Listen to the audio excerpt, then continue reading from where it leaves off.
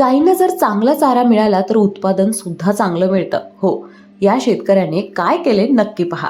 ऊस, वाळली वैरण, मुरगास, कुट्टा कडबा यांसारखा चारा या 18 गायींना दिला जातो. खरं तर हा एक ओपन गोठा आहे, त्यामुळे चारा आणि पाणी हवं तेव्हा गायी खाऊ शकतात किंवा पाणी पिऊ शकतात.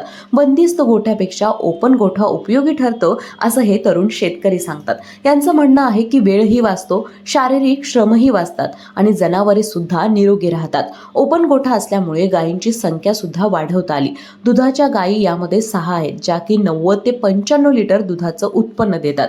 घरच्याच गायींपासून ब्रीडिंगची पाडी तयार केली आहेत आणि त्यापासून 40 ते 45 लिटर दूध त्या देऊ शकतात. ओपन गोठ्यामुळे बराच फायदा झाल्याचं ते सांगतात. सध्या 2 तासात गोठ्यातील सर्व कामे होतात. सकाळी 2 तास आणि संध्याकाळी 2 तास असाच इतका वेळ जातो. त्यामुळे कमी वेळेत चांगलं उत्पन्न मिळतं, त्याचबरोबर शेतकऱ्याचा फायदाही चांगला होतो, असं संकेत पारस सांगतात.